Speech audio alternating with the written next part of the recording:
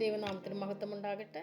ഈ വിശുദ്ധ നോമ്പിൻ്റെ 4-ാം ദിവസം ഇന്നത്തെ തിരഞ്ഞെടുക്കപ്പെട്ട ചിന്താവിഷയം ക്രിസ്തു നമ്മോട് ക്ഷമിച്ചതുപോലെ പരസ്പരം ക്ഷമിക്കുക.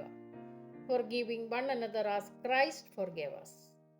അതിനാധാരമായ ദൈവവചനം വിശുദ്ധ മത്തായിയുടെ സുവിശേഷം 6-ാം അധ്യായം 14-15 വാക്യങ്ങൾ.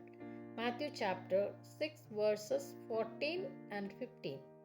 14-ാം വാക്യം, നിങ്ങൾ മനുഷ്യരോട് അവരുടെ പിഴകളെ ക്ഷമിച്ചാൽ സ്വർഗസ്ഥനായ നിങ്ങളുടെ പിതാവ് നിങ്ങളോട് ക്ഷമിക്കും.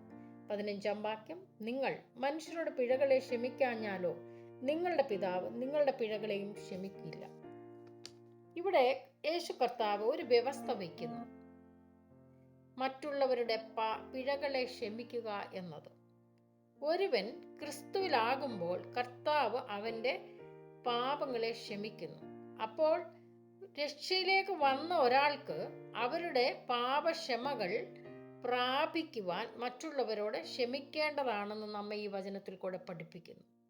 അങ്ങനെയെങ്കിൽ നാം ഓരോരുത്തർക്കും ഈ നോമ്പുകാലത്തിൽ പ്രാർത്ഥനയാണ് ഒരു അത്യാവശ്യമായ കാര്യം. അപ്പോൾ ആ പ്രാർത്ഥന എപ്രകാരമായിരിക്കണമെന്ന് വിശുദ്ധ മർക്കോസിന്റെ സുവിശേഷം 11-ാം അധ്യായം 25-26 വാക്യങ്ങളിൽ നമുക്ക് കാണുവാൻ കഴിയും. നിങ്ങൾ പ്രാർത്ഥിപ്പാൻ നിൽക്കുമ്പോൾ സ്വർഗസ്ഥനായ പിതാവ് നിങ്ങളുടെ പിഴകളെയും ക്ഷമിക്കേണ്ടതിന് നിങ്ങൾക്ക് ആരോടെങ്കിലും വല്ലതും ഉണ്ടെങ്കിൽ അവനോട് ക്ഷമിപ്പീൻ. നിങ്ങൾ ക്ഷമിക്കാഞ്ഞാലോ സ്വർഗസ്ഥനായ നിങ്ങളുടെ പിതാവ് നിങ്ങളുടെ പിഴകളെയും ക്ഷമിക്കില്ല. അങ്ങനെയെങ്കിൽ നമ്മുടെ പ്രാർത്ഥനയിൽ ഉൾക്കൊള്ളേണ്ട പ്രധാനപ്പെട്ട കാര്യമെന്ന് പറയുന്നത് ക്ഷമയെന്നുള്ളതാണ്. പ്രിയമുള്ളവരെ, നമുക്ക് നമ്മെ തന്നെ ഒന്ന് ഈ നിമിഷം ശോധന ചെയ്യാം. നമുക്ക് ആരോടെങ്കിലും നീരസമോ പിണക്കമോ ഉണ്ടോ എന്ന് ഉണ്ടെങ്കിൽ ഈ വിശുദ്ധ നോമ്പുകാലത്ത് നമുക്കൊരു തീരുമാനമെടുക്കാം. ആരോടാണ് പിണക്കവും നീരസവും ഉള്ളത് എന്ന് അതൊക്കെ നമുക്കൊന്ന് ഏറ്റുപറഞ്ഞ് അവരോടൊന്ന് ക്ഷമിക്കാം. ക്ഷമിക്കുവാനുള്ള കൃപ ലഭിപ്പാനായി ഈ നിമിഷം യേശു ക്രിസ്തുവിനോട് നമുക്കൊന്ന് മുട്ടിപ്പായി പ്രാർത്ഥിക്കാം. കൊലോസ്യർ ലേഖനം 3:13 പറയുന്നു, അന്യോന്യം പൊറുക്കുകയും ഒരുവനോട് ഒരുവന് വഴക്കുണ്ടായാൽ തമ്മിൽ ക്ഷമിക്കുകയും ചെയ്യുവീൻ. അപ്പോൾ ഈ വചനങ്ങളുടെ എല്ലാം തന്നെ നമ്മെ ഓർമ്മപ്പെടുത്തുന്നത് മറ്റുള്ളവരുടെ പിഴകളെ നാം ക്ഷമിക്കുമ്പോൾ നമ്മുടെ പിഴകളെ കർത്താവ് ക്ഷമിച്ചു തരുമെന്ന്. 15-ാം വാക്യത്തിൽ നാം മറ്റുള്ളവരോട് ക്ഷമിക്കാതിരുന്നാൽ പിതാവ് നമ്മുടെ തെറ്റുകളെ ക്ഷമിക്കുകയില്ല.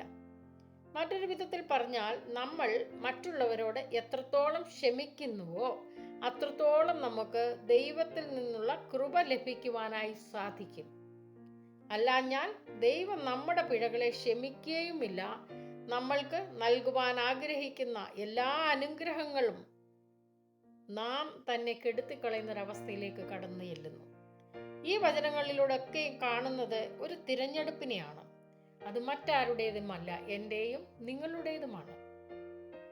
അതിനാൽ ദൈവത്തോട് ക്ഷമ ചോദിക്കുവാൻ കർത്താവായ യേശു ക്രിസ്തു പഠിപ്പിച്ച പ്രാർത്ഥനയിലൂടെ നമുക്ക് ഇപ്രകാരം പ്രാർത്ഥിക്കാം, ഞങ്ങളുടെ പാപങ്ങളെയൊക്കെ ഒന്ന് ക്ഷമിക്കണമേ എന്ന്. അങ്ങനെ രക്ഷയുടെ അനുഭവത്തിലേക്ക് നിറയപ്പെടുവാനും നമ്മോട് തെറ്റ് ചെയ്തവരോട് നമ്മെ പരിഹസിച്ചവരോടൊക്കെ ഒന്ന് നമുക്ക് ക്ഷമിക്കാം. എഫേസ്യർ ലേഖനം 4:32 പറയുന്നു, നാം തമ്മിൽ ദയയും മനസ്സലിവുമുള്ളവരായി ദൈവം ക്രിസ്തുവിൽ നിങ്ങളോട് ക്ഷമിച്ചതുപോലെ അന്യോന്യം ക്ഷമിച്ചുകൊണ്ട് ഈ വിശുദ്ധ നോമ്പുകാലം പരിശുദ്ധാത്മാവിനാൽ നിറയട്ടെ എന്ന് പ്രാർത്ഥിച്ചുകൊണ്ട് നിർത്തുന്നു. ദൈവം നമ്മേവരെയും അനുഗ്രഹിക്കുമാറാകട്ടെ.